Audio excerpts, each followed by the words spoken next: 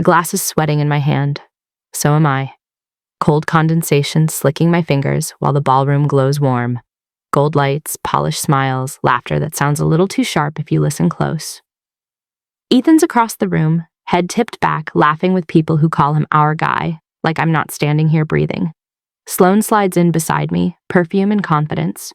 Her mouth brushes my ear. Now you know why he stays late. Something hot climbs my throat. I swallow it down, force my lips into a smile that hurts. April 17th, I say, soft, almost gentle. The band keeps playing, the room keeps moving, but Sloane freezes, empty, like someone flipped a switch. And Ethan turns, sees her face, and looks at me like I'm a stranger he should be afraid of. Ethan's stare lands on me and my skin tightens, like my body is trying to shrink itself into something less noticeable. My smile stays glued on anyway. Muscle memory. 9 years of learning how to keep the peace with my teeth clenched. My name is Mara. I'm the woman who used to say, "It's fine," so often it started to sound like my real personality. Young mom, always tired, always trying, the flexible wife, the one who packed lunches, paid bills, clapped for promotions, swallowed questions like they were sharp. Ethan is my husband. Fast rising, polished, the kind of man who shakes hands like he's sealing a promise. At home lately, he's been slippery.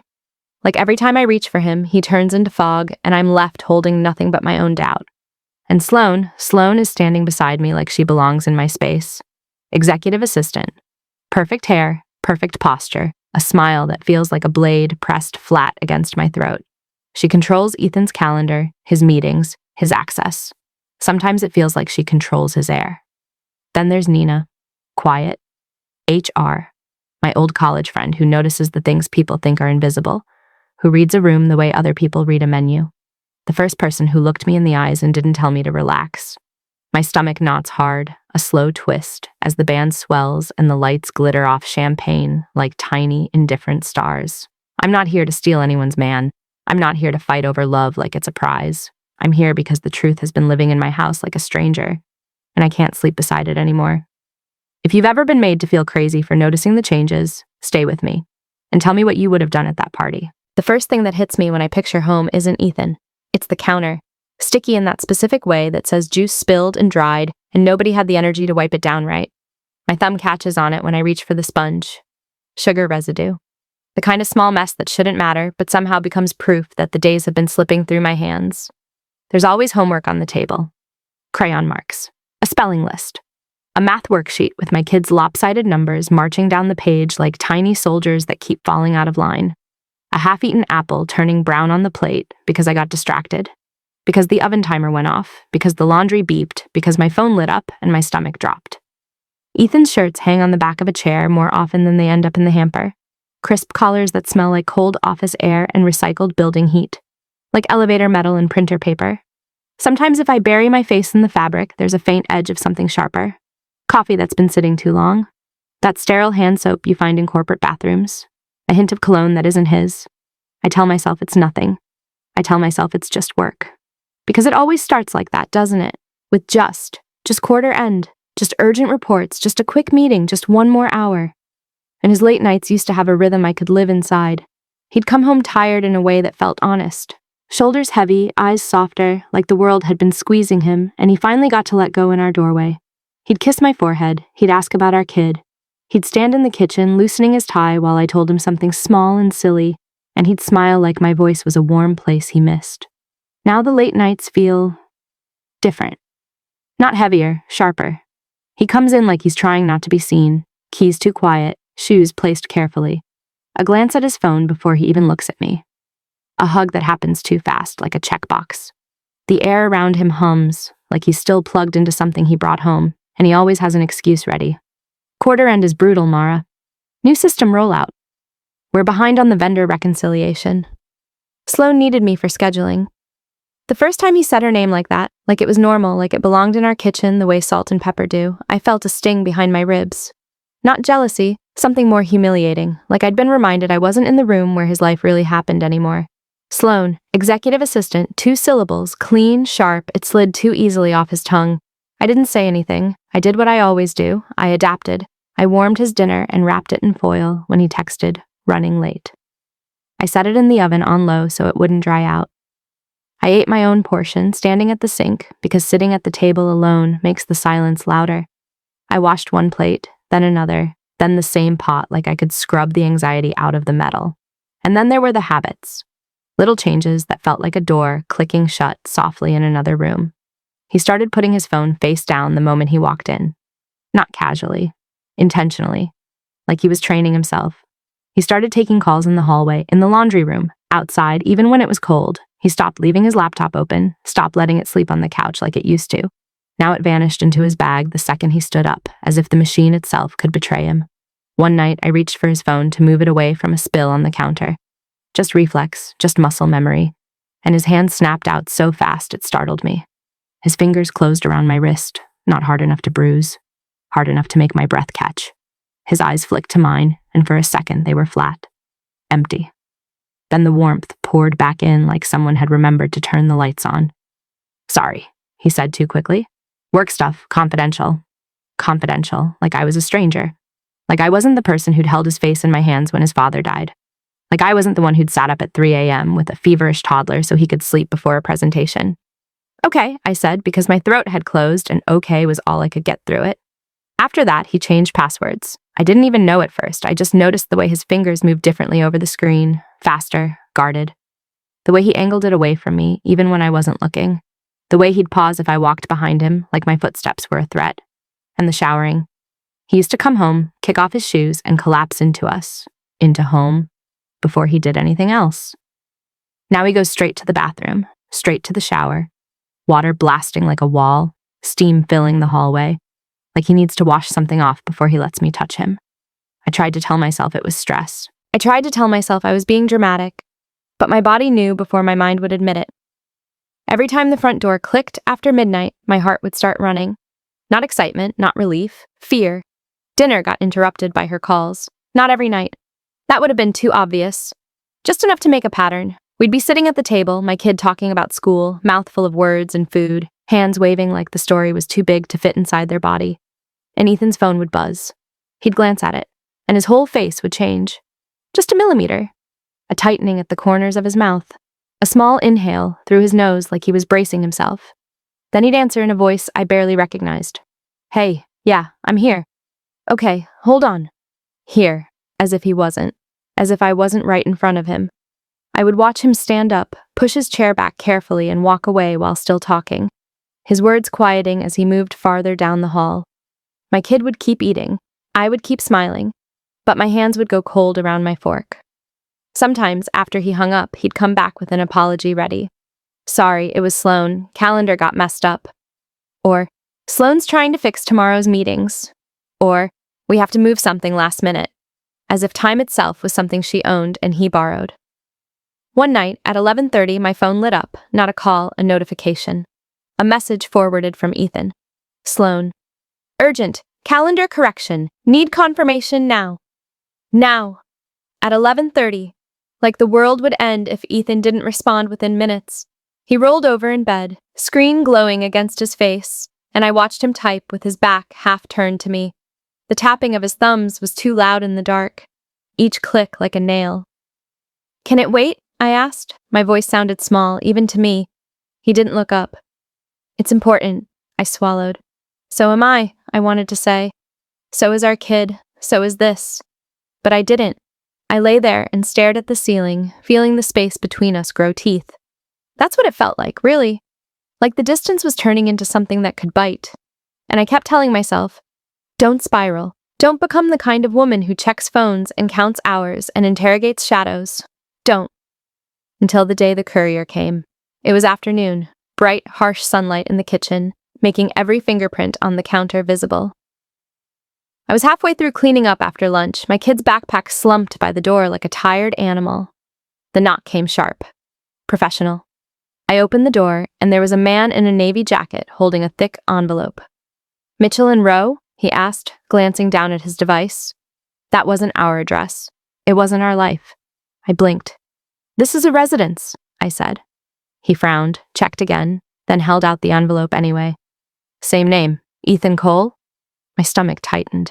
Ethan's name on something that didn't belong here. I took it. The paper was stiff, expensive. a ceiling flap pressed down like a secret mouth. "Looks like a routing issue," he said. "If you could just—" "Yeah," I managed. "Sure." The door clicked shut behind me, and suddenly the kitchen felt too small. I set the envelope on the counter, like it might explode. I stared at it. My finger hovered over the label.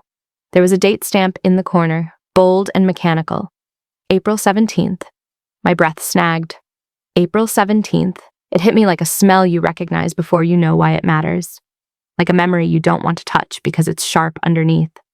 I knew that date, not because it was an anniversary or a holiday, because it was the night Ethan told me he was stuck at the office late, and he came home at 2:10 a.m. with his tie in his pocket and his eyes too bright, because it was the night he kissed me like he was apologizing with his mouth and then rolled away before I could ask a single question, because it was the first night I felt the chill of him beside me and realized it wasn't exhaustion, it was distance.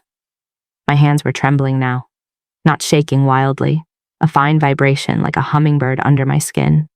I looked around as if someone might be watching me through the window. Then I did the thing I told myself I wouldn't do. I opened it, or tried to. The seal was intact, but something was wrong. The envelope felt light, too light. I slid my finger under the flap carefully, guilt rising like bile. When it opened, there was nothing inside. No documents, no contract, no letter. Just an empty sleeve. I held it up and peered in as if the paper might be hiding something from me. Nothing. But the inside smelled. Copier toner, that hot dust scent of freshly printed pages. And perfume, faint, expensive, floral with something sharp at the end. Not my perfume. I stood there with that smell in my nose and felt my stomach drop out through my feet. Don't spiral, I told myself. Don't. But my mind was already running. If it was meant for his office, why did it come here? If it was sealed, why was it empty? If it was dated April 17th, why did my chest feel like someone had punched through it? I folded the flap back down, hands clumsy.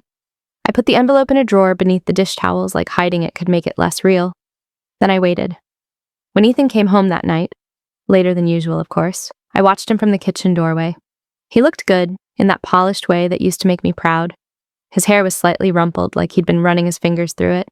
His smile was ready before he even saw me. "Hey," he said. "Long day." "Yeah?" I kept my voice light, like I was stepping on thin ice. He leaned in to kiss me, and I let him. His cheek was cool, his breath smelled like mint and something bitter underneath. I turned and started stacking plates that didn't need stacking. "Where were you on April 17th? I asked, like it was casual. The words tasted metallic as they left my mouth. He paused. Not long. Not enough for someone to notice if they weren't watching with their whole soul. But I noticed. His shoulders stiffened, the smallest amount. Then the answer came out smooth. "April 17th, he repeated, laughing softly. "Babe, I don't know. Work, same as always." I kept my hands busy, because if I looked at him I might crack. "That night," I said, "you said you were at the office." "I was," he said too quickly. There. That's where the lie lived. Not in the words, in the speed. In the way his eyes slid away for half a second, like they were searching for the safest exit. My mouth went dry. "You sure?" I asked, still too calm, still too careful. He exhaled like he was annoyed. Like my question was a mosquito near his ear.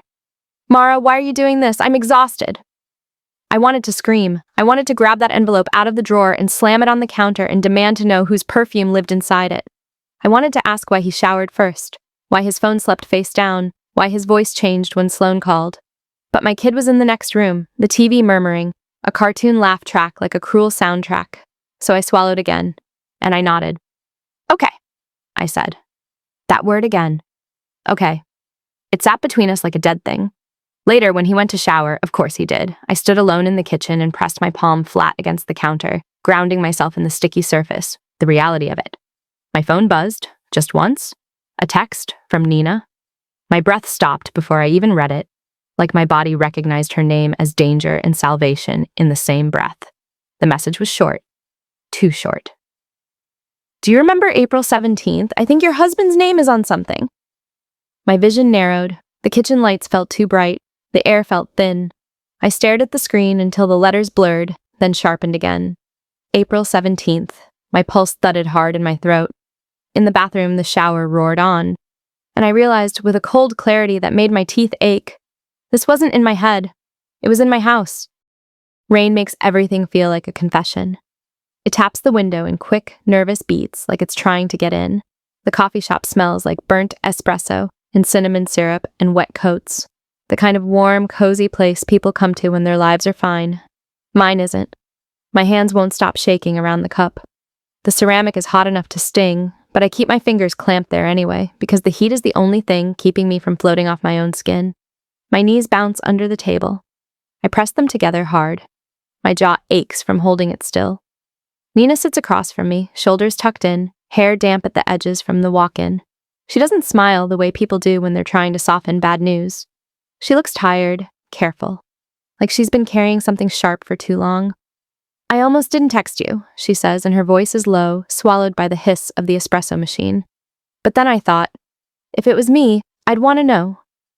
I swallow. It feels like trying to swallow a stone. My phone is face down beside my cup. I keep staring at the wood grain in the table, like the lines might tell me what to do. Just say it, I whisper. My voice comes out thin, scraped. Please. Nina's eyes flick to my wedding ring. Just a flick, like she's measuring how deep this is going to cut. I'm not in compliance, she says slowly, but I sit close enough to smell the smoke when something's burning. The rain taps harder. A car passes outside, tires whispering through puddles. Nina pulls her own phone out, not flashy, not dramatic. She turns it so I can see. Her thumb hesitates for a fraction of a second, then swipes. A screenshot. Mostly redacted. Blocks of black where names should be. Times. Dates. And there it is. April 17th, circled in red like a wound. My vision sharpens so hard it hurts. There are after-hours access logs, Nina says. They track who's in certain systems, who opens restricted folders, who's pulling records that shouldn't be touched outside specific windows. I blink fast. My eyes burn. I don't let a tear fall, not here, not in public. My husband. The words catch. My tongue feels too big for my mouth. Ethan's a manager. That doesn't mean... I know. She cuts in gently, and the gentleness makes my stomach twist. But the access... It's under his credentials, late nights, past midnight, weekends. My hands tighten around the cup until my fingers throb. And Sloan? I say her name like it tastes bitter. Nina nods once, small. Sloane's badge shows up in restricted records rooms. She says it like it's a fact she can't argue with, like the data is a cold mirror. Not every time, but enough to make it not an accident. I stare at the screenshot. The red circle feels like it's pulsing. My mouth goes dry. So he's cheating, I say, because my brain wants something simple to hold. Something I understand, something painful but familiar. Nina doesn't shake her head. She doesn't nod. She just looks at me and my skin goes colder. It might not be that, she says. It might be worse. Worse. The word lands in my gut and stays there. I think of Ethan's face-down phone, the shower, the sudden passwords, the way he answers her calls like he's snapping to attention. I think of Sloane's perfume ghosting the inside of that empty envelope. My heartbeat is loud in my ears, too loud. What does worse mean? I ask. My voice cracks on the last word. I hate that it does. Nina's fingers curl around her napkin, twisting it tight. White paper turning into a rope. It means, she says carefully, that he might not be doing this because he wants to. I stare at her. My throat tightens until breathing feels like dragging air through a straw. You think he's trapped? I whisper. Nina's eyes drop. That's answer enough. My stomach rolls. Bile rises, and I swallow hard, forcing it down. The coffee sloshes a little in the cup. My hands are trembling so badly now it looks like the liquid is alive. I want to stand up. I want to run. I want to go home and pretend I never came here, never saw the red circle, never heard the word worse. But my body stays planted, because there's a part of me, small, hard, awake, that is tired of living in fog. Can you send it to me? I ask. Nina hesitates. It's not official, she says, and I can hear the fear in her now, tucked under her calm. If they knew I won't show anyone, I say too fast. Then I realize how desperate that sounds, and I slow my voice down, make it steadier. I just need something real. I need to stop wondering if I'm insane. Nina watches me for a long beat, and she nods and taps her screen. My phone buzzes once, a small vibration that feels like a door unlocking somewhere deep in my chest. When I look down, the message is there. The screenshot. The red circle. April 17th. I close my eyes. For a second, I can smell my own kitchen again. Dish soap, crayons, leftover pasta. A life I thought I understood. I'm sorry, Nina says softly. I open my eyes and my vision is too sharp. Every detail feels cruelly clear. The sugar crystals spilled near the condiment station, the wet footprints on the floor, the couple in the corner laughing with their heads together like trust is easy. I need to go, I say, and my voice doesn't sound like mine. It sounds like someone who's been hollowed out. Nina reaches across the table, touches my wrist. Her hand is warm, real. Be careful, she says, and Mara, don't confront him without thinking. If it's what I think it is, people get protective. Protective. I nod like I understand, but my mind is already spiraling into images. Ethan's eyes, Sloane's smile, locked doors, paper trails. I stand up and my knees wobble. The room tilts for half a second. I catch myself on the chair back, nails biting into the wood. Outside, the rain hits my face like cold fingers. In the car, I sit for a full minute without turning the key. The steering wheel is slick under my palms. My breath fogs the windshield. I can taste coffee and fear. When I finally drive home, the wipers move back and forth like metronomes counting down. By the time I pull into the driveway, my hands are steady. That scares me more than the shaking did. Inside, the house smells like detergent. And yesterday. My kid is already asleep, soft breaths through the baby monitor like tiny waves. The nightlight in the hallway throws a pale stripe across the carpet. Ethan isn't home yet. Of course he isn't. His location dot on the shared app, something he insisted on months ago for safety, sits near the office like a smug little lie. I set my purse down. I walk to the kitchen. I open the drawer. The envelope is still there. April 17th. I press my thumb against the stamped date until my skin hurts, like pain can prove it's real. The front door clicks an hour later. Keys. Quiet. Shoes placed carefully. He walks in, loosening his tie, smile ready. Hey, he says, like everything is fine. My stomach flips, then settles into something cold and solid. Hey, I say back. He leans in to kiss me. I let him. His mouth is warm, familiar, and it makes my skin crawl. His eyes flick down like he's checking me for damage. You okay? He asks. The question is almost kind. Almost. I stare at him and see two versions at once. The man I married, and the man who's been living beside me like a stranger in my bed. I'm tired, I say, because it's true. It's the truest thing I've said in months. He nods like that's normal, like fatigue is the only reason a woman's eyes change. He reaches for his phone out of habit and sets it on the counter. Face down. My gaze locks on it, my throat tightens. I wish you wouldn't do that, I say, and my voice is soft, almost casual. His hand pauses, he blinks. Once. Mara, he says, and there's a warning tucked inside my name. Don't start.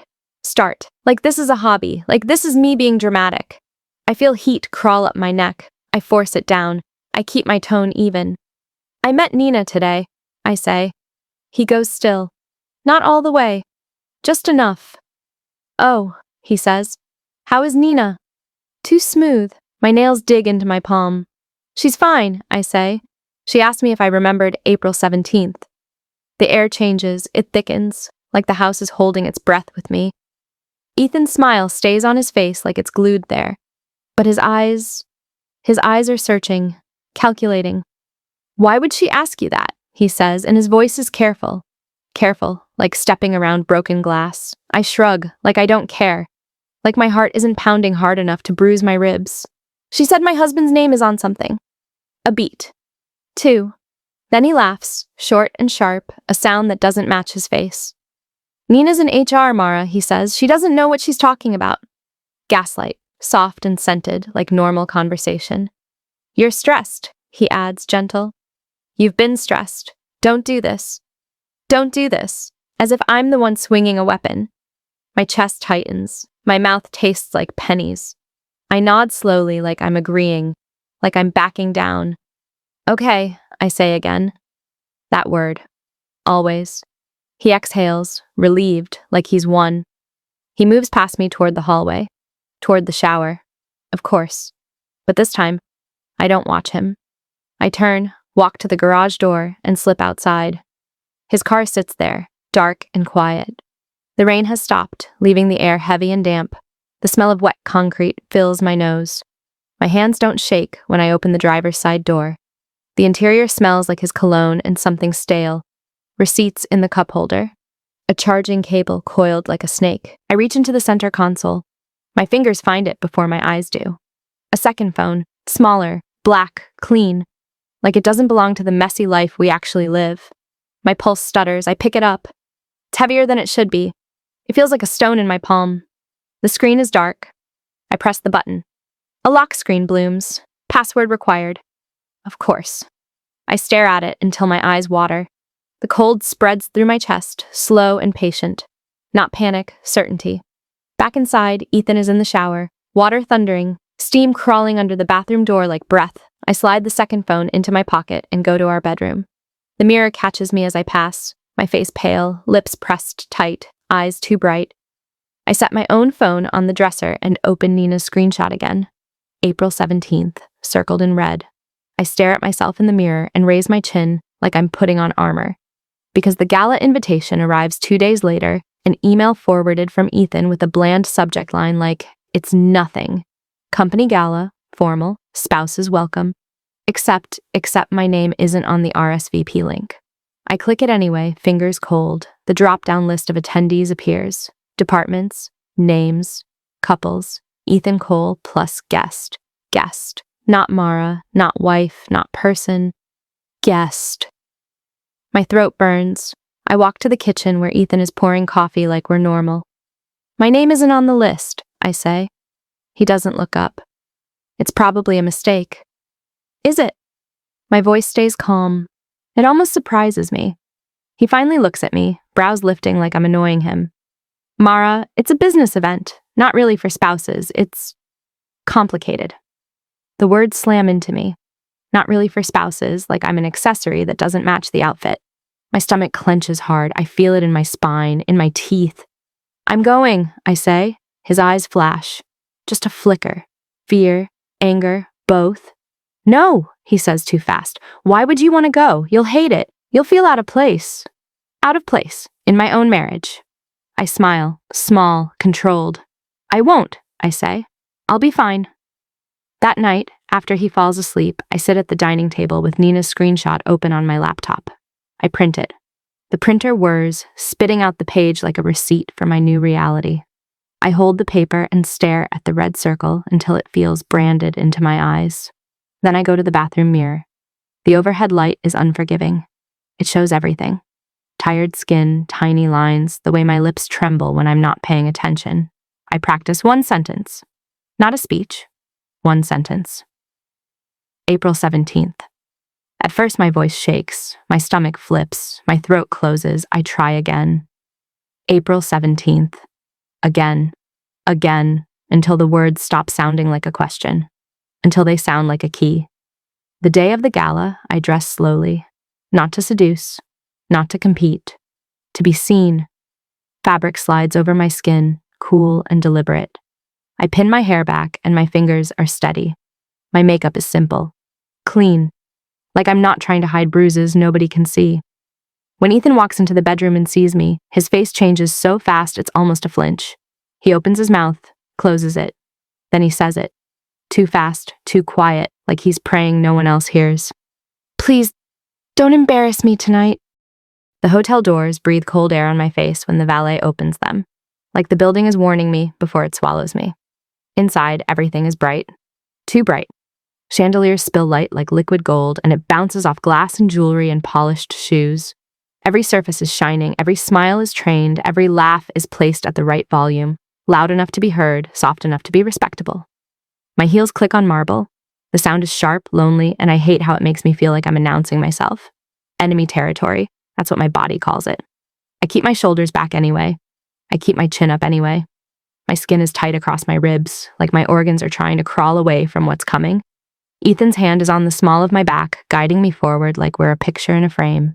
His touch is warm, familiar. It should comfort me. It doesn't. His palm feels like pressure, like a silent instruction. Behave. We step into the ballroom and the noise hits me in a wave. Clinking glasses, silverware, a band warming up with soft, elegant music that sounds like a lullaby for people who don't lose sleep. People turn, not all at once, not in a dramatic movie way, just little glances, quick flicks of eyes, micro-assessments. And then Ethan's name starts moving through the room like a scent. Ethan! There he is! My man, come here! Hands reach for him, slaps on the shoulder, the kind of affectionate claiming that makes my stomach pinch. He lights up. It's automatic. He becomes the version of himself the world rewards. Smile wide, posture open, voice steady and warm. I stand beside him and feel edited out. Women look at me with polite smiles that don't reach their eyes. Their lips curve, but their gaze skims right past me, like I'm a coat Ethan forgot to check. Hi, I say, and my voice lands in the space between us like a coin dropped into a deep well. Nice to see you, someone says, and it sounds like a line they've said 100 times tonight. I nod, I keep nodding. My fingers curl around the stem of the champagne flute, a server pressed into my hand. I don't want it. My stomach is already tight, already sour with adrenaline. But holding something gives my hands a job. It keeps them from shaking. Ethan leans in, mouth close to my ear. Just stay near me, okay? He murmurs. Okay. The word tastes like my old self. We move through clusters of suits and sequins. Laughter bubbles up around us and bursts like cheap fireworks. Everyone is so careful to look happy. It's exhausting. And then I see her. Sloane. She stands near the center of it all without trying, like the room arranged itself around her. Her dress is sleek, expensive in a quiet way. Hair perfect, face perfect, smile bright enough to blind. She's holding a tablet like it's an extension of her body, and even at a gala, she looks like she's running the building. Her gaze lands on Ethan. It doesn't just land, it hooks. A bright, proprietary look that makes heat flare behind my eyes. She glides toward us, not hurried, not hesitant, smooth as oil, confident as if she has every right. Ethan, she purrs, and my skin tightens at the sound of his name in her mouth. There you are. I've been looking everywhere. Everywhere, like he's hers to locate. Ethan laughs, the easy laugh he saves for people who make his life simpler. Sloane, we made it. Her eyes flick to me. Oh, there I am. Mara, she says brightly, like we're friends, like she's ever said my name without it being an inconvenience. Wow, you're so brave to come. Brave. The word slips under my ribs and twists. It's sugar-coated poison. My mouth goes dry. I'm sorry, I hear myself say, still smiling, still performing. My cheeks ache with it. Sloane's smile widens, all teeth, no warmth. You know, with everything going on, Ethan's been carrying so much lately. Carrying, like I'm a weight, like I'm a burden he drags behind him while she pats his back. Ethan clears his throat, a tiny sound, and shifts his stance. His body angles slightly toward her, an unconscious tilt, and I feel it like a slap. Sloane continues, voice soft, conspiratorial. This night is important. People are watching him. You must be so proud. People are watching him. Not us, not our family. Him. I swallow and my throat feels scraped raw. I am, I say, because my tongue still knows how to lie to keep the peace. Sloane's gaze dips over me, just once, quick and practiced, like she's appraising a purchase. Then she leans closer, lowering her voice like she's offering a secret. If you need anything, just let me know. I know Ethan's schedule can get intense. He's the kind of man who gives everything. Gives everything. My stomach clenches. My fingers squeeze the glass so hard I feel the stem threaten to snap. I can smell her perfume now. Clean, floral, expensive. The same sharp sweetness that lived inside that empty envelope. My heart stutters like it recognized an enemy.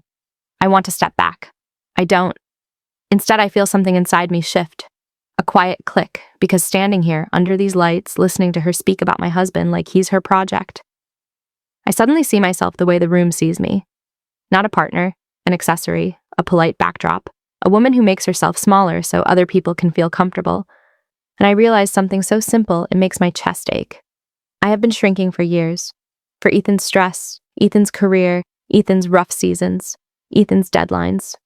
I've swallowed my questions. I've softened my voice. I've folded my anger into neat little squares and tucked it away like laundry. And it didn't buy me loyalty. It didn't buy me safety. It didn't even buy me kindness. It just made it easier for everyone to pretend I wasn't there. My smile changes, not bigger, colder. Sloane turns away slightly, already scanning the room, already planning her next move. Like she's done with me. Like she's finished testing the boundaries and found them soft. I breathe in, and I let my body carry me forward, not rushing, not shaking, just moving. The silent auction table is set up along one wall. Framed items, gift baskets, weekend getaways laid out like bait. People hover, murmuring, pretending the prizes matter more than the power. Sloane drifts that way too, of course. She's pulled there by attention like iron to a magnet.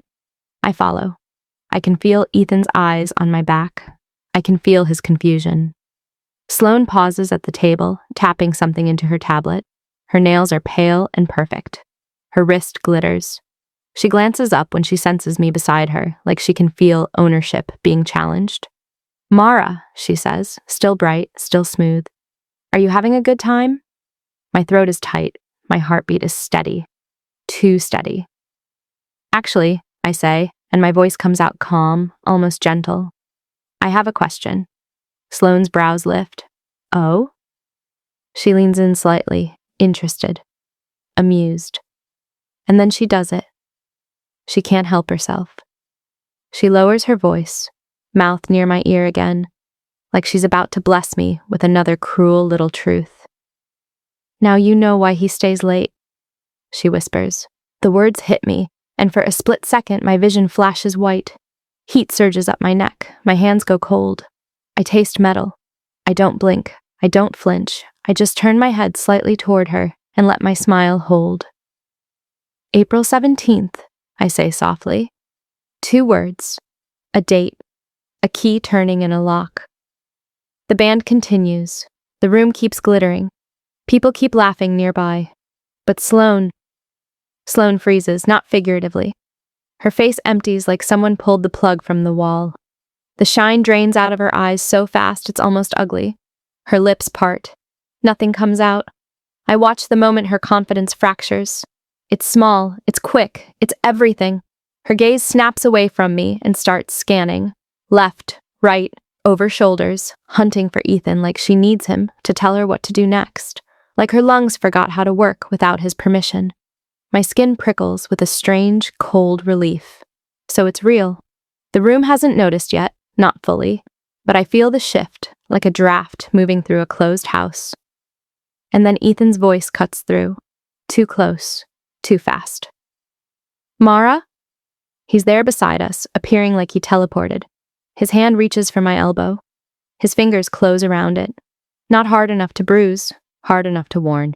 He forces a laugh, the public one, the safe one. "Everything okay here?" Sloane's eyes flick to him. Her throat bobs as she swallows. She tries to smile again, but it's broken. The edges don't line up. "Fine," she says too quickly. Just talking." Ethan's gaze drills into me. His face is still smiling, still smooth, but his eyes are sharp, panicked. He leans in, mouth tight against my ear so the room can't hear. "Where did you hear that date?" he whispers. The question vibrates through me like a live wire. My heartbeat kicks harder. My stomach flips once, hard, then settles into cold focus. I look at him. Really look. His pupils are slightly blown. His jaws clench so tight I can see the muscle jump. He's afraid. Not annoyed. Afraid. I feel something inside my chest crack open. Grief, rage, clarity, all at once. "You tell me what happened that night," I whisper back, voice quiet and steady. "Or I will." His breath catches. I feel it against my cheek. For a second, the mask almost slips. His smile falters, his eyes flash with something raw, pleading, warning, fury, I can't tell. Then he straightens too quickly like he's been slapped. He forces another laugh, louder this time, the kind that tries to cover a scream. "Babe, come on, let's get you some air." His hand tightens on my elbow. He starts guiding me away from the table. Sloane stands frozen behind us, her tablet clutched to her chest like a shield. As Ethan steers me through the crowd, I feel eyes on us now. Curious glances, the tiniest ripples. My skin hums. My mouth is dry. We reach the edge of the ballroom near a set of tall plants and a decorative column. Semi-private, but not hidden. He stops so suddenly I almost stumble. He turns to face me, and the smile drops. Mara, he hisses, low and urgent. What are you doing? My hands are numb. My pulse is loud in my throat. I'm asking, I whisper.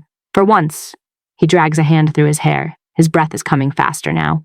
You're stressed, he says, like he's grasping for that old script. Don't do this here. The words slide right off me, because I already did it. And Sloane's face told me everything my gut has been screaming for months. Ethan's eyes flick past my shoulder. His expression shifts again, something like horror. And then Nina's voice comes from behind us, quiet but firm, like a door closing. Mara! I turn. Nina is standing there, cheeks flushed from rushing through the crowd, hair slightly mussed, eyes wide with a kind of controlled panic I've never seen on her before. Her gaze locks with mine, and my stomach drops. Compliance just opened an investigation folder, she says, voice shaking on the last word. And your name is in it. Nina's words don't land like sound. They land like weight. My name is in it. My stomach drops so hard I feel it in my thighs. The ballroom noise drains away until all I can hear is my own blood, thick and rushing, and the distant, polite music like it's happening underwater. Ethan's hand is still on my elbow. I can feel his fingers through the fabric of my dress. Heat, pressure, possession. He lets go like I'm suddenly hot enough to burn him. What? I whisper, but my voice barely exists. Nina swallows, her eyes dart, left, right, checking who's close enough to hear. It's new, she murmurs, like open tonight. Not a rumor, not a whisper. It's a folder, a case. A case. The word makes my skin tighten over my ribs. My mouth goes dry, then floods with saliva like my body is preparing to throw up. Sloane is somewhere behind us. I can feel her even when I can't see her, like a bright, sharp presence in the air. Ethan's face has gone pale under the chandelier light. He looks cornered. Not guilty, not innocent. Cornered. My brain tries to sprint in 10 directions at once. Our kid asleep at home, my name in a file, the second phone in my drawer, the empty envelope, April 17th, the way Ethan said, "Don't embarrass me," like I was the liability. I inhale, and it feels like breathing glass. No screaming. The thought arrives clear, almost gentle. No screaming. No scene. No giving them the satisfaction of calling me unstable. Let documents do the damage. I blink once, slow. I force my shoulders to drop so I don't look like prey. Nina, I say, and my voice surprises me, steady, low. Tell me what you know. Only what you know. Not what you think. Nina nods, grateful for the structure, like I just handed her a railing in a stairwell. Vendor invoices, she says softly. And overtime approvals. There's a pattern, small amounts. Lots of them. Enough to hide in the noise. My throat tightens. Ethan's eyes flick to her, then to me. His jaw works like he's chewing down panic. Nina continues, careful, like every word costs her something. The approvals have Ethan's credentials, his login, his digital signature. I feel a bitter laugh press against my teeth. Digital, clean, modern. A fingerprint without a finger. And Sloane? I ask. Nina's gaze slides past me toward the silent auction table where Sloane had stood like a queen. Sloane's everywhere, Nina whispers. Badges, room access, calendar blocks that don't match meeting invites. She's close enough to everything to move it. My skin prickles. The back of my neck goes cold.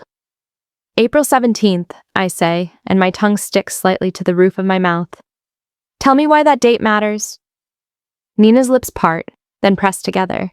She looks like she wants to take it back, like she wants to protect me from the shape of it. It's the night a key approval was backdated, she says. A big one, a vendor payment authorization. It should have been time-stamped days later after the checks. But it wasn't. It was stamped April 17th. My lungs refused to fill for a second. Backdated. My mind flashes to Ethan coming home after 2 a.m., eyes bright, tie in his pocket. Shower. Phone face down. The way he kissed me like he was apologizing with his mouth because he couldn't say it with words. Using his login, Nina adds, voice smaller now. His credentials, while he was supposedly with you. A cold wave moves through me, slow and complete. So that's it. I wasn't just ignored. I was used. Not in a romance way, not in a he loves her way, in a paper trail way, in a make the wife the alibi way. My fingers go numb. My ring feels heavy, like a shackle made of gold. Ethan takes a step toward me. Mara, listen, he starts, and his voice cracks on my name. I hold up one finger. Not aggressive, not loud, just a stop sign. He freezes. The power of that, of him actually stopping, sends a strange, sharp heat through my chest. Grief tries to climb into my throat. I swallow it down. I don't get to fall apart yet. Not until my kid is safe. Not until my name is clean. I lean closer to Nina.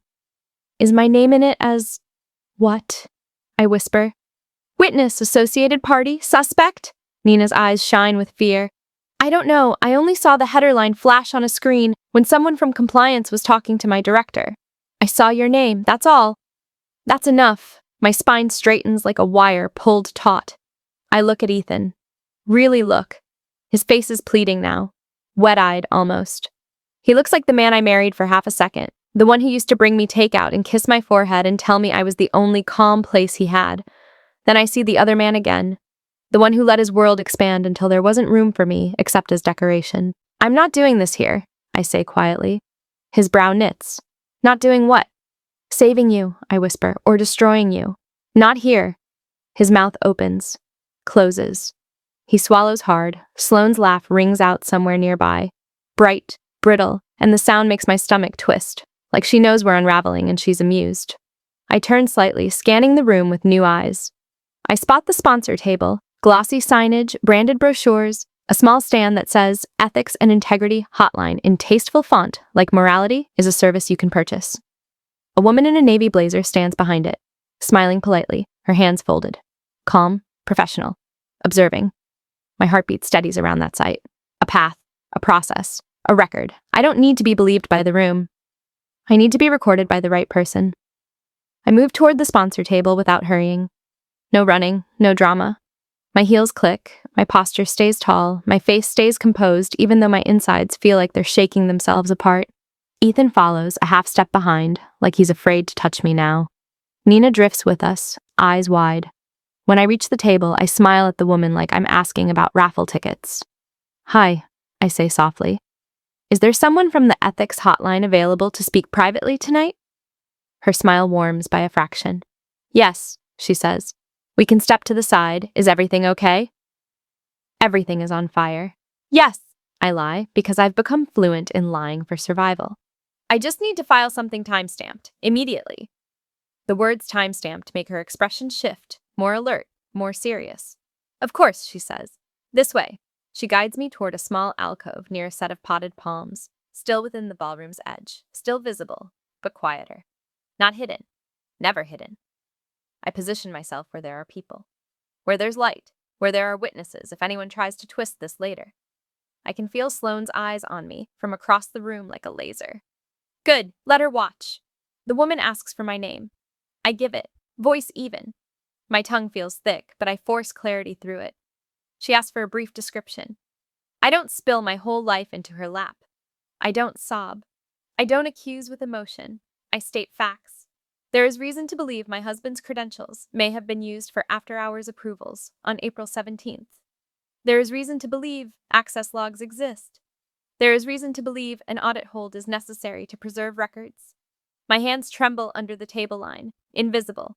I clasp them together, nails biting into skin to keep them still. The woman's pen moves.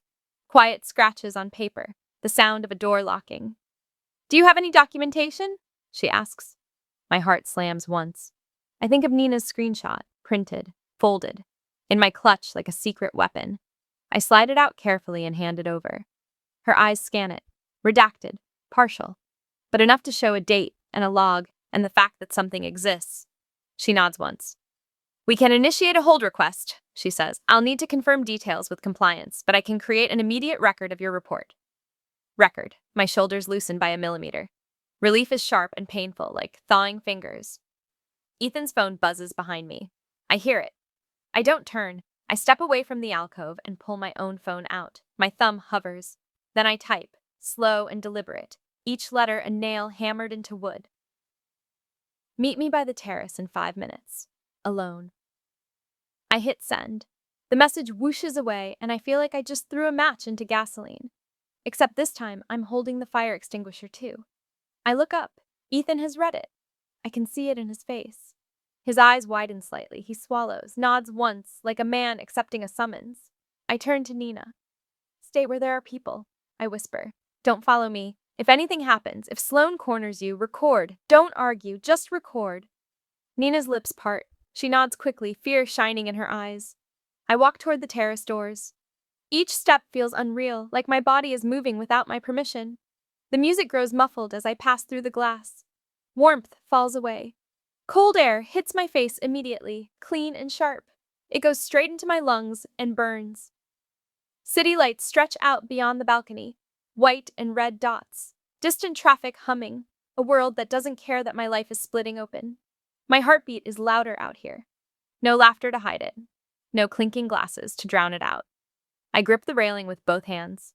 Metal cold enough to numb my palms. Breathe, Mara. I wait. 5 minutes feels like a lifetime. Then the terrace door opens and Ethan steps out. His hair is slightly mussed. His tie is loosened. He looks like he's been underwater. He closes the door behind him. Alone. Good. The cold makes his cheeks pink. His breath fogs in the air between us. Mara, he says, and his voice is raw now, no gala polish. What did you do? I turn slowly. My dress rustles. The sound is too loud in the quiet. I protected myself, I say. His eyes flick down to my hands on the railing, like he's noticing I'm not shaking. He steps closer. Not too close. Like he doesn't know if he's allowed anymore. I didn't. He starts, then stops, swallows, tries again. I didn't mean for you to get pulled into anything. Pulled into, like I'm an accident.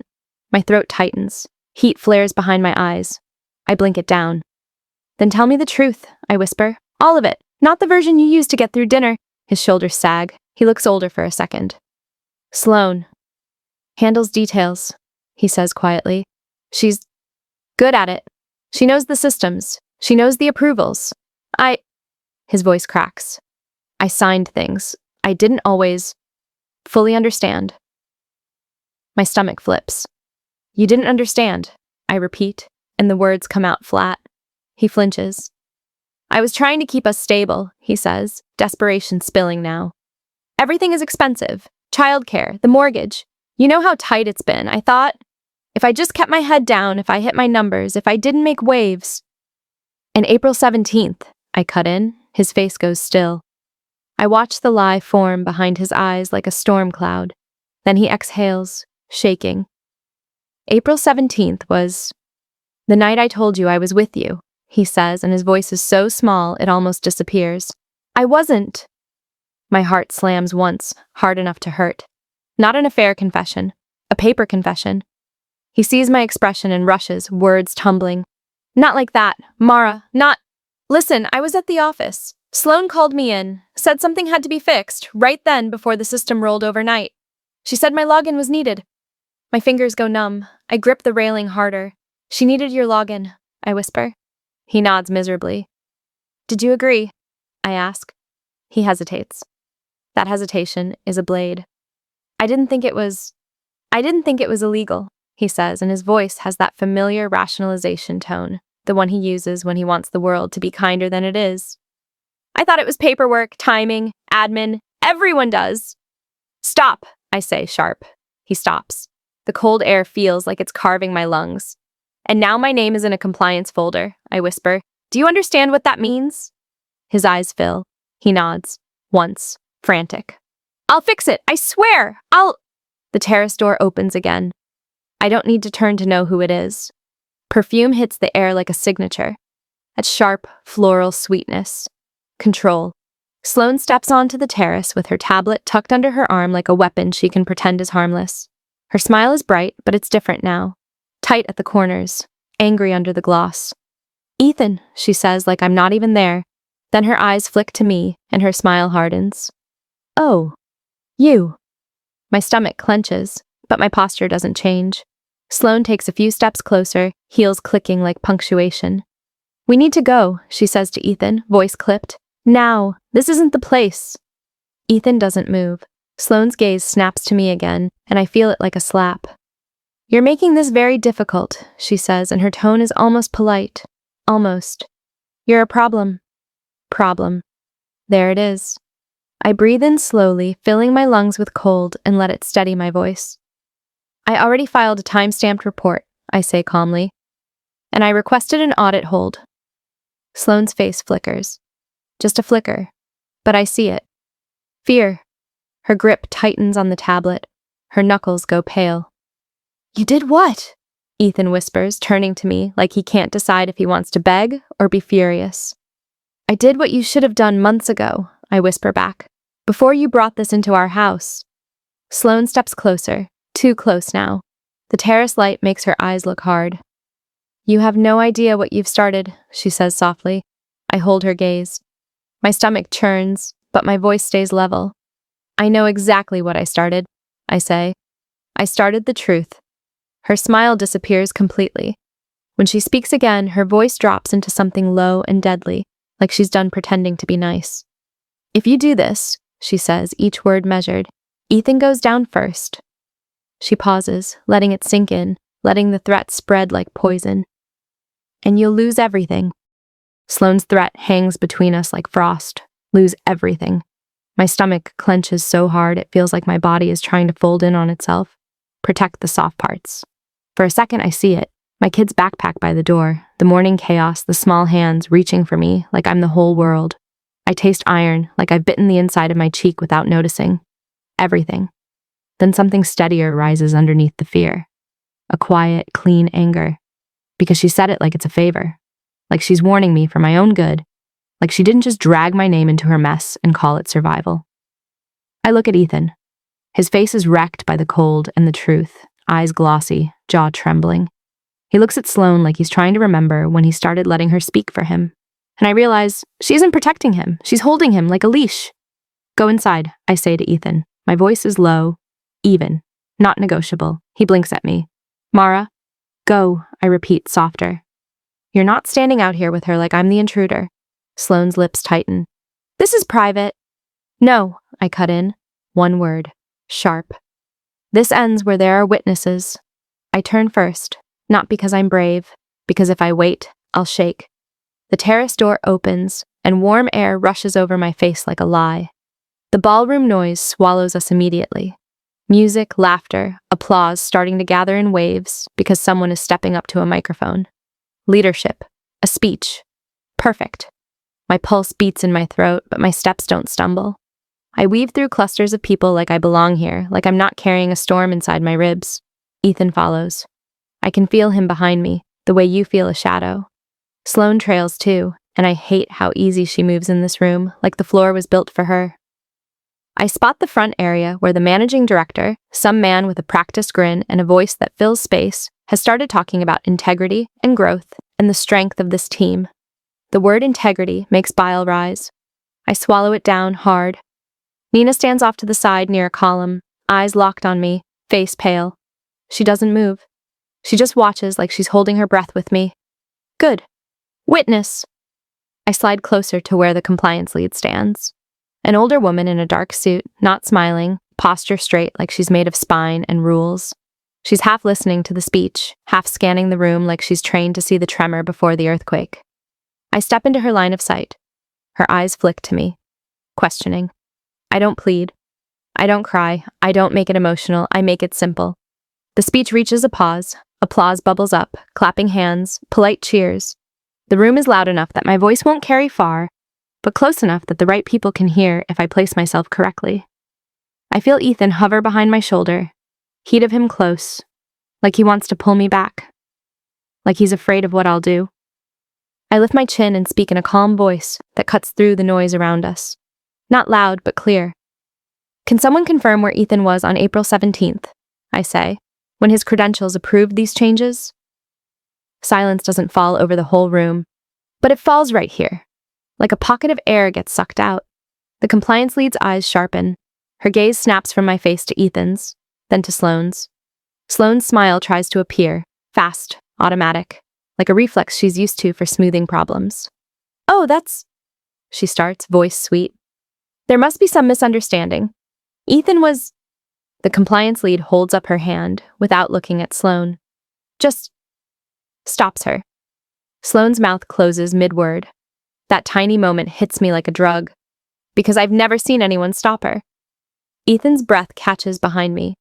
The compliance lead's voice is quiet, but it carries authority like a steel cable. Ethan Cole?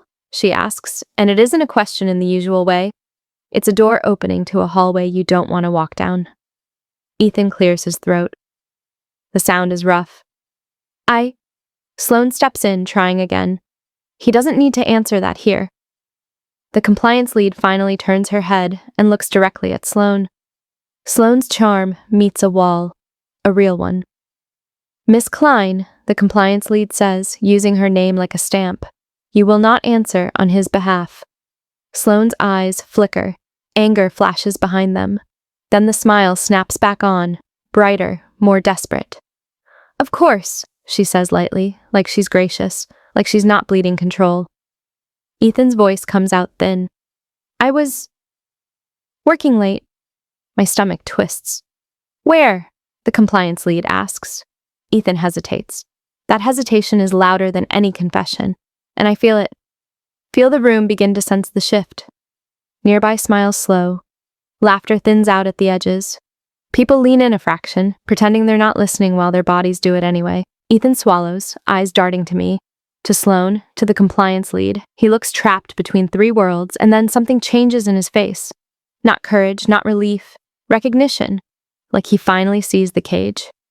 I was at the office, he says, voice cracking. Sloane called me in, said my login was needed. Sloane's head snaps toward him so fast her earrings swing. Ethan, she hisses, low, warning. The compliance lead's eyes narrow. Your login was needed, she repeats, slow. Meaning you shared credentials. Ethan flinches like she struck him. Sloane steps closer, voice dropping into something sharper. You don't understand, this is sensitive, we're in the middle of a… The compliance lead lifts her hand again, stops her again, and this time Sloane's smile doesn't recover as quickly. Because now people are watching. Not the crowd, the right people. I feel senior leadership's attention swivel like spotlights. Faces that were relaxed now go tight. Someone's wife stares openly. Someone's husband stops mid-sip of his drink. Sloane tries charm one more time, voice warm, almost laughing. This is really not the place. We should handle this professionally, privately. The compliance lead's mouth doesn't move into a smile. We are handling it professionally, she says. Right now. Then she turns slightly and speaks to a man in a suit, someone with a leadership badge, who immediately stiffens. Please ask Mr. Cole and Miss Klein to step aside, she says. Ethan's face goes gray. Sloane's eyes flash pure fury now. No perfume on it. She leans toward Ethan, too close, and I see her mouth move. Not words for the room. Words for him. Insurance. I don't know how I know, but I do. Because Ethan's shoulders slump like she's just reminded him of something heavy she's been holding for a long time. He looks at me then, and it isn't anger. It's grief. And something else. Something like shame so deep it changes the shape of his eyes. I didn't know she kept records, he whispers, barely audible, as leadership begins guiding them away. Messages, approvals, logs. She said it was for protection. Protection. My chest tightens. So she kept proof, I whisper back, and my voice is flat as stone. In case you ever tried to leave. Ethan's throat bobs. He nods once, miserable. He's finally understanding the cost of choosing convenience over honesty. Not the cost to his career, the cost to us. Sloane walks beside him, with her chin high, but her fingers are digging into her tablet like she wants to crush it. Her smile is gone now. She looks exposed. Like the light is too bright and she can't control it. As they move, I catch a glimpse of the compliance lead speaking quickly with leadership, hands gesturing, faces tightening, the kind of silent conversation that changes lives. I stand still. I don't chase them. I don't cry. My knees feel weak, but I lock them. Nina appears at my side, quiet as a shadow. Mara, she whispers, voice shaking. Are you okay? I blink slowly. My eyes burn. I don't know, I whisper back, but I'm not blind anymore. The room tries to restart itself. The music swells like it's covering a bruise. People laugh a little too loudly, a little too fast, like they're scrubbing the air clean. But the stain is there, and everyone feels it. A few minutes later, Time stretches weirdly now, elastic and unreal. Someone from leadership approaches me. A woman with a tight smile and careful eyes. She speaks like every word is being recorded in her head. "Mrs. Cole," she says, "can we speak with you briefly? Privately." I nod. Not because I want to, because my name is already in their folder. I might as well choose how it's written. We step into a quieter hallway just outside the ballroom. Carpeted. Too soft. The sounds of the party muffled behind the doors like a heartbeat behind glass. The leadership woman keeps her voice low. "There appears to be an issue involving access controls and approvals," she says carefully. "You did the right thing bringing this forward." The right thing. My stomach tightens. "Ethan is being given an opportunity to cooperate," she continues. "Full cooperation, documentation, return of any misallocated funds, acceptance of consequences." Consequences, my throat burns. "And if he doesn't?" I ask. Her smile doesn't move. "Termination and referral to the appropriate authorities." I exhale, slow. I feel a strange calm settle in my bones. Not peace, finality. Back in the ballroom, I see Ethan across the room near a side door, shoulders hunched, face white. Sloane stands a few feet away, jaw clenched, eyes hard, talking fast to someone on her phone. They look smaller now. Not because they are, because their control is leaking out in public. And suddenly I know exactly what I'm going to do next. I'm not going to stand here and pretend I'm okay for the sake of a company's atmosphere. I'm not going to hold Ethan's arm like we're a success story. I'm not going to let my dignity be another thing he spends to keep his image intact. I walk to the coat check. My heels are quiet on the hallway carpet. My hands are steady as I give the attendant my ticket. My breath comes slow and controlled, like I'm training my body to obey. The attendant smiles politely, hands me my coat. The fabric is cool against my arms as I slide it on. The weight of it feels like armor. When I turn back toward the ballroom, Ethan is there, moving fast, panic in his eyes, like a man who just watched the ground split. "Mara," he says, voice cracking. He reaches for me, then stops himself like he's not sure he's allowed. "Wait." I look at him, and for a second, I see the life we built. The mornings, the laughter, the tiny hands between us, the version of him I loved. Then I see April 17th circled in red. I see Sloane smile. I see my name in a folder. Ethan's voice breaks. "Mara, tell me what you want." My chest tightens. My eyes sting. But my hands don't shake. I step past him toward the exit, coat on, spine straight. "The truth," I say, and my voice is quiet enough that only he can hear it. In writing, morning comes like it always does. Rude and ordinary. Light spills across my kitchen floor in a long, pale stripe, catching every crumb I missed, every fingerprint on the cabinet, every tiny mess I used to resent because I was too tired to clean it right. The house smells like toast and detergent. Familiar. Almost cruel in how normal it is. My child laughs at something on the tablet. Full-bodied, careless laughter that doesn't know anything about vendor logs or locked phones or the way a date can split a life in half. I stand by the sink with my hands in warm water, and the heat loosens something in my chest I didn't realize I'd been clenching for months. Peace isn't a feeling, it's a decision. I used to think betrayal had to look like lipstick on a collar, a secret dinner, a name you find in someone's messages. But sometimes betrayal is quieter. Sometimes it's signing your wife's name onto a lie without ever picking up a pen. Sometimes it's letting her stand in the doorway holding dinner warm while you build an alibi out of her patience. The anger is still there. It flickers under my skin like an electrical wire. But it's cleaner now, less frantic. It doesn't beg, it doesn't chase, it points. Ethan met with counsel. With compliance.